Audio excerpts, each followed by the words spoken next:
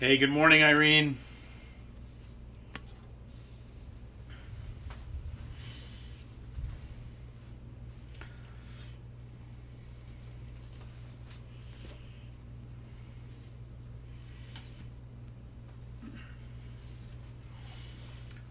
Good morning, Sharon. Good to see you.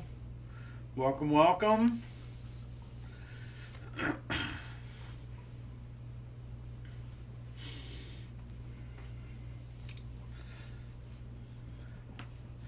I like people who have big pictures of their face on their profile pictures, so that I can actually get a little glimpse of them. So I can at least see Irene's face. So it's awesome. Thank you.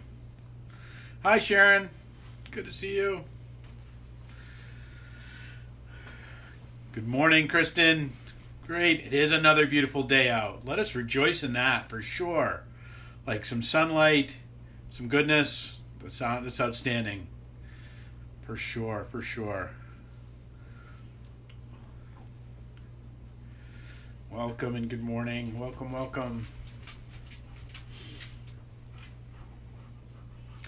Good morning, Sandra. Hi, how are you? Good morning, Cecile. Great to see you this morning. Good morning. Good morning, John. Good morning, Faye. Great to see you this morning. Good morning, Robin. Hello. Hello. Hello. Good morning. Say hi to Ava for me. Good morning, Bob. Hey, John. How are you? Hope you are well. It is. Good morning, Priscilla. Thanks for being here. So fun.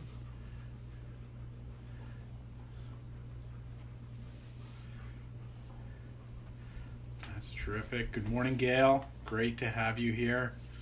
Good morning, Linda. Blessings to the Fernandez clan. Welcome, welcome.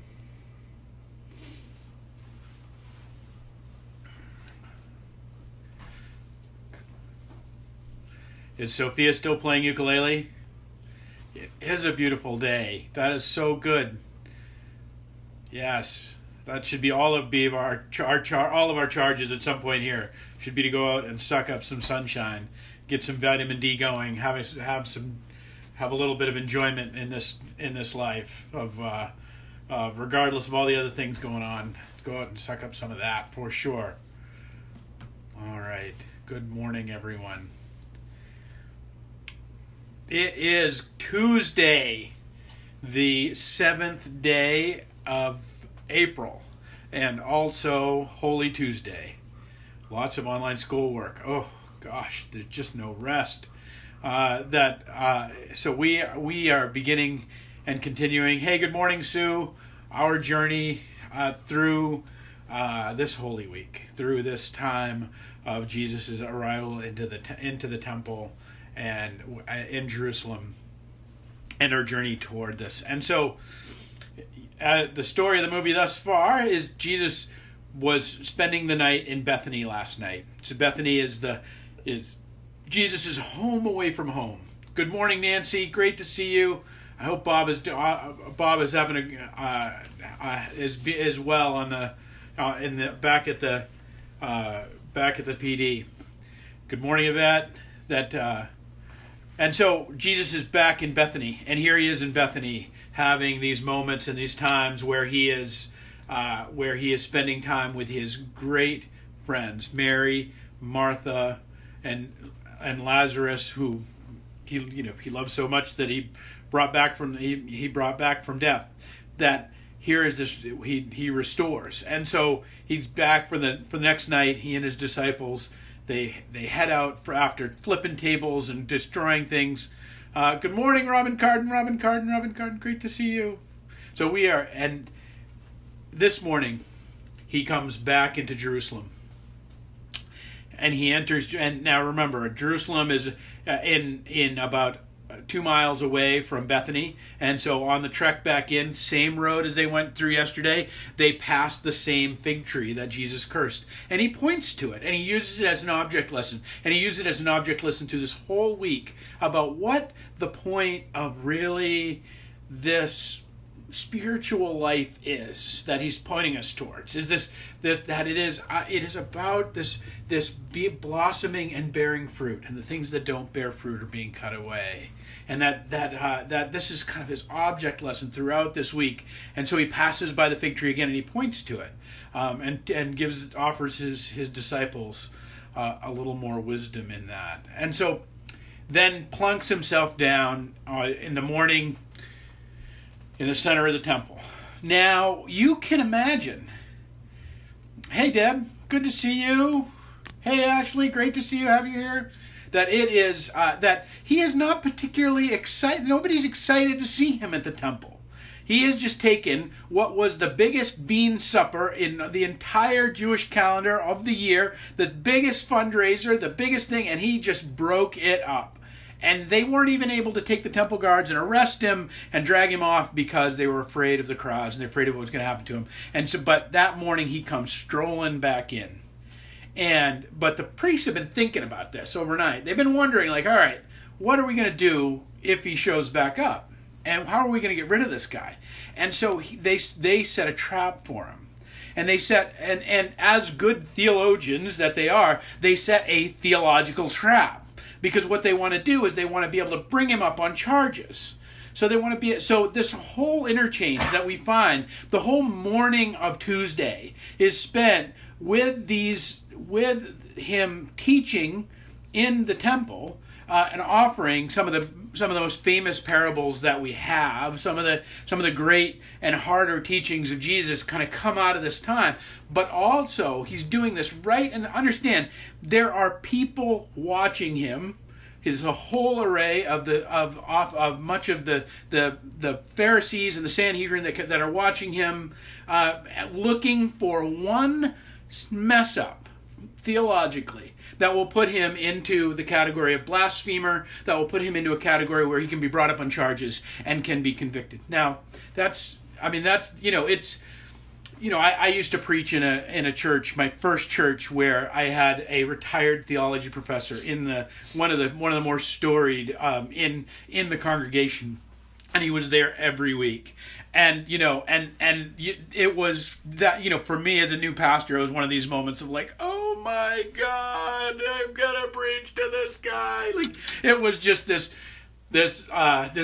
weight that was on him, and he was always gracious and a terrific guy. The one thing he ever offered me was at the end of my first year is he gave me a Bible a small book on how to pronounce biblical names. Like, that was all he ever offered me for critique. I thought it was beautiful, and it was a great kindness.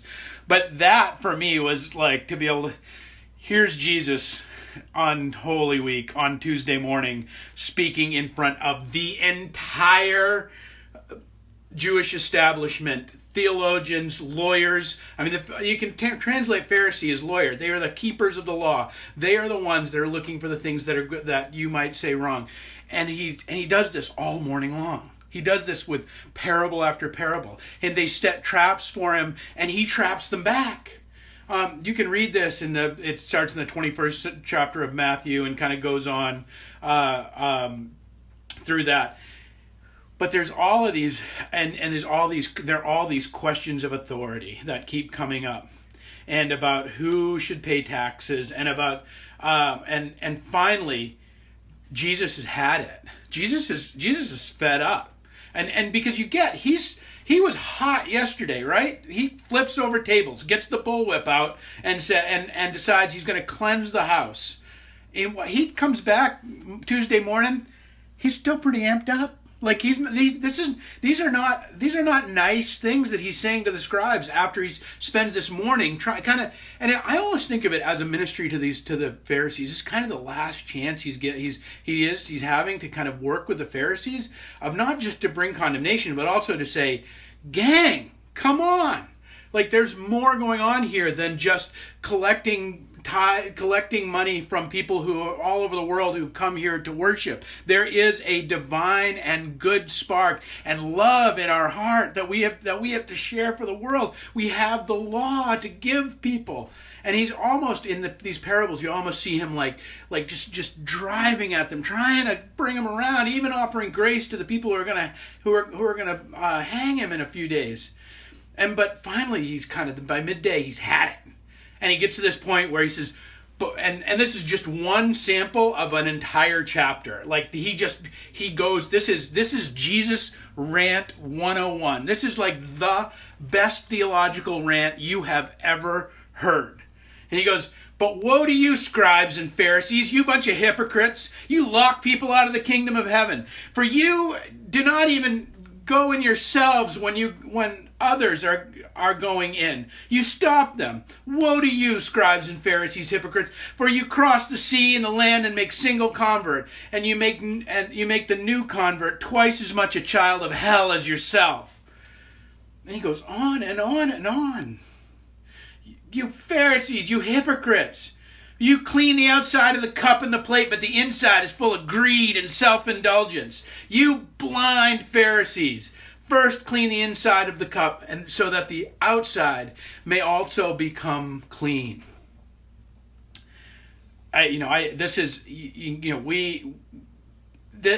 We think often that we have this fuzzy bunny Jesus that has just going around healing people and holding hands and stroking people's hair and this sort of stuff. There is nothing that happens throughout Holy Week.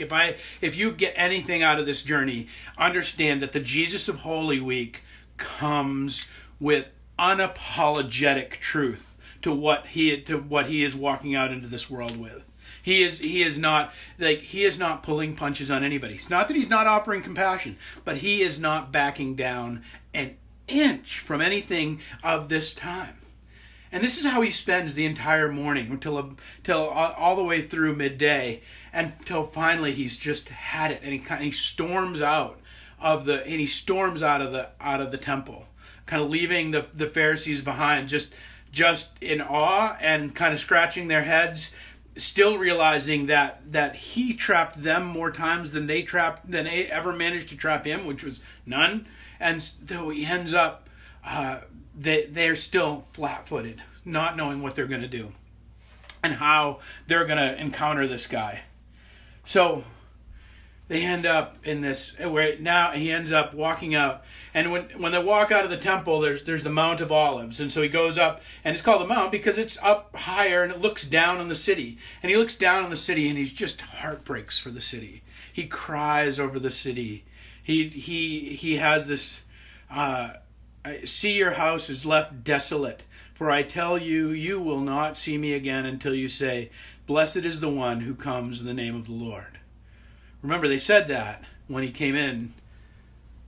And he talks, and then this famous 24th chapter of Matthew, which is this, in which he's teaching the disciples. Again, this is just for the disciples. This isn't for the crowd. This isn't for the Pharisees. So he shifts a big gear here. He's not throwing rocks. Now he's saying, look, things are coming to an end. Now remember, Jesus on Palm Sunday came in through the gates. What gate did he come in? He came in through the sheep's gate. Why did he come in through the sheep's gate? Because the sheep's gate was where the Paschal lamb, where the lambs that would be offered for slaughter, thousands and thousands of lambs. Understand that the blood would run in Jerusalem on Thursday when they began slaughtering the lambs. The blood would run ankle deep throughout Jerusalem. This is the system in which Jesus was inserting himself, and he comes in and he says, "I will stand in this place. I will stand in this place." On Friday, rather, that I will come and I'm going to put an end to the blood sacrifice system. It's no longer about the outside shiny cup. Remember, he uses this with the Pharisees. It's no longer about this. It's about the relationship in your heart to the one who made you. It is an entire, that the law is no longer the thing to get you there. It is about the relationship of our heart to be with the one who made us. And this entire 24th chapter of Matthew, he just talks about destruction. It is all of these passages about the wars and rumors of wars, all these things that are coming. It is about this foretelling of these entire blood system of sacrifice being torn down for a system of just relationship, heart to heart, face to face, shoulder to shoulder, brother to brother, sister to sister relationship with the divine. It's an entirely new thing the world had never seen and has never really seen since. That we've been stepping into this ever since. That we start with this journey that starts with the Paschal Lamb that enters the sheep's gate, that came from Bethlehem. Bethlehem can be translated the city of meat, because it was where all of those Paschal lambs were raised, on the farm hills outside of Bethlehem. Just as like a young swaddling child was born in Bethlehem that would come to the sheep's gate. And Jesus is in the process here of reenacting the journey of the lamb to end the blood sacrifice system. And here, what does he do? Because one of the things that happens is you had to buy your lamb 4 days before the lamb was sacrificed. And you lived with your lamb, and you played with your lamb, and you had a relationship with your lamb. You had to be giving a blood sacrifice that was meaningful to something. And you asked 3 times, do you love your lamb? Do you love your lamb? Do you love your lamb? Does that remind you of anything? Peter's word, or Jesus' words of redemption to Peter?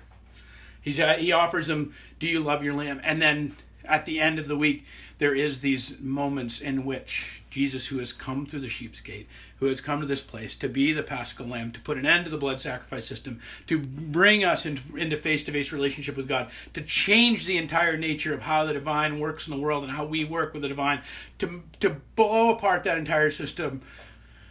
All of that's documented in what he teaches on this afternoon in the Mount of Olives. Now, at the same time as he's teaching the disciples in the Mount of Olives this afternoon, there's one of the disciples that sneaks away. And he goes to the Sanhedrin, he goes to the Pharisees, and they ask him, what will it take for you to betray him? And he offers them 30 pieces of silver. Of course, that is Judas. While Jesus is talking about the system that is being torn down and the new system that will be built up, and not even a system, this new relationship that will come, Judas is in the process of betraying Jesus. At the end of this long day, they will pack it up and they will head back to Bethany. And they will go and they will feast and they will eat and they will be cared for by Mary and Martha and Lazarus once again. This is Holy Tuesday, friends. It is our continuing journey.